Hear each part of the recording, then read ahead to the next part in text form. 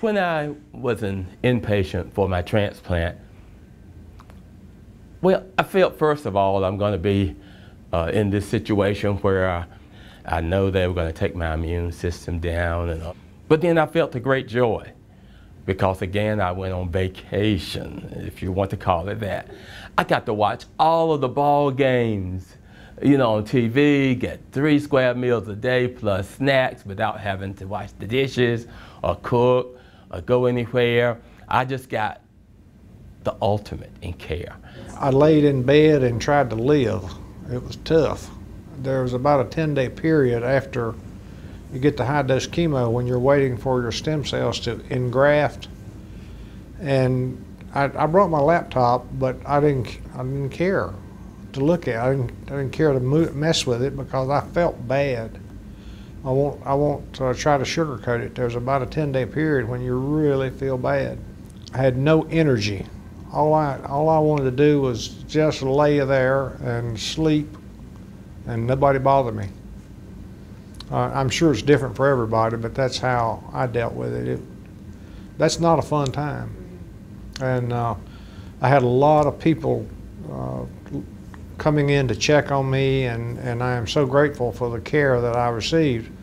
The people were very polite, very kind, very concerned, and I felt well cared for, but I felt bad. While I was here as an inpatient, I felt anxious, nervous a little, but after the first little bit went, first couple of days, I started to feel very comfortable, almost like I was at home. It was not the stay that I expected. I thought I would really be bored and in bed a lot and sick a lot, but that wasn't the case at all. I expected to be so out of it that I would not be comfortable in there, in that room all the time. I expected to get claustrophobic because I like to go and do and be free. So I expected to feel confined and just put out from the world, but I didn't feel that way at all. I felt very comfortable. My feelings while I was in the hospital for the inpatient stay were really pretty good, pretty stable. And I think that did have a lot to do with the fact that my daughter was here with me the majority of the time. She helped keep me positive, focused, and energized as much as possible. But the hospital did an awesome job of giving me the opportunity to have things to do. I had a treadmill in my room. I spent an enormous amount of time on it. In fact, my stay in the hospital was 20 days, and while I was here having a transplant, I walked 40 miles. So that's and I kept track. That helped occupy my time too. I logged all of my walking every day. If I didn't feel like walking a mile, I'd walk a half mile, but I'd record it, write it down, and kept a log.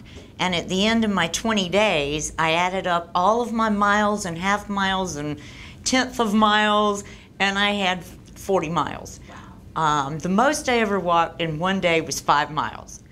And I did have 1 or 2 days that I didn't walk at all, but very few. Even when I didn't feel really good, I just knew that the doctors and nurses had told me to get up, get dressed, move. The more you can exercise, the healthier you'll stay. And that also entertained me. It made me feel better physically. It made me feel better mentally and emotionally. I was lucky too that the NCAA basketball tournament was going on, and North Carolina's my team. So that helped to keep me occupied too, and with my computer and my daughter. And my computer also had a webcam on it so that we could talk to her kids. And we just found a lot to do. I was very surprised that I didn't get more bored than I did. I had some paint by number note cards that the recreational therapist gave me, and I really enjoy art projects, so I did some painting every day. I tried not to watch TV all the time, but I definitely found a couple of shows that were really entertaining that I enjoyed watching with my mom. And I made sure I rode my bike every day that was in the room, at least 30 minutes and more if I could. And I enjoyed starting to play Wii and would have some tennis tournaments with my dad. What some people call, especially my kids, a physical fitness nut. So when I got my physical fitness, physical therapy specialist, I thought, wow, I have my own personal, trainer here. So I'm in business, and they put a bike in my room, and that was right on target for me, getting a chance to get on the exercise bike. And even though it was maintaining my health more than building in that situation, it was a joy for me, and I was so pleased that I had gotten into the habit of exercising and trying to stay in shape.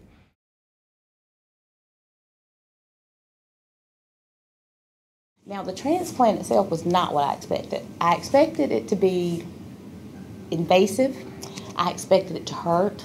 And it was none of those things. It was just sitting there like taking chemo. That's what the transplant was like. I just watched the little cells drip in, and that was it for the transplant part. And I was amazed at that. It felt kind of weird. I don't know how to describe it exactly.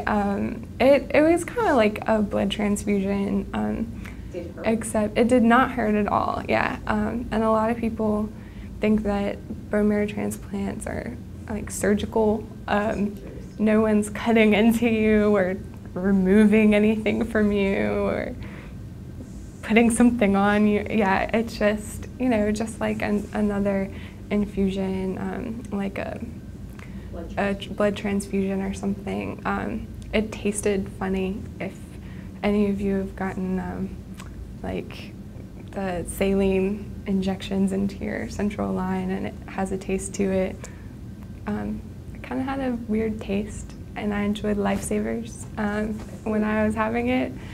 The stem cell was just like a blood transfusion, and it was just so easy. I could talk all the way through, and there was no trauma, no big challenge, no major surgery, and I felt very good.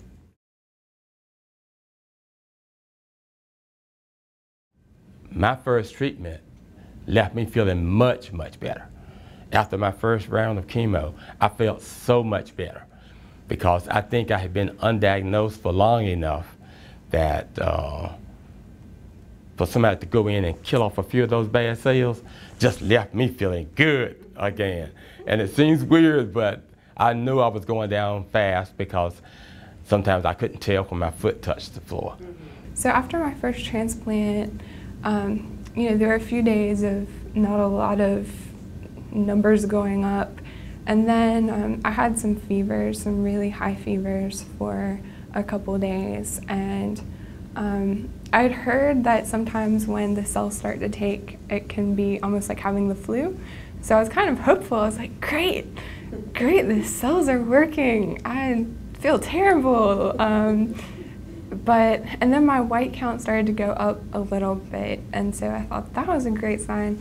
But it turned out that the white count that was going up were actually my cells, and they were fighting my brother's cells that I had just gotten. And so after I don't know how many days, the doctors came in and said that they thought that what had happened was that the transplant failed and that those cells were mine. And of course I was pretty devastated, and it turned out to be true. I remember, everybody eventually got excited because they found out that my dad was a 100% match for me, which, by the way, never happens. So everybody was excited, but you know, I was kind of afraid to start hoping again that it would work out. So I had to let everybody else do the hoping for me. And, you know, sometimes that's how it goes. You know, you have to let other people love you and do the hoping and praying, and you just rest and, you know, try to do what you have to do to get through it.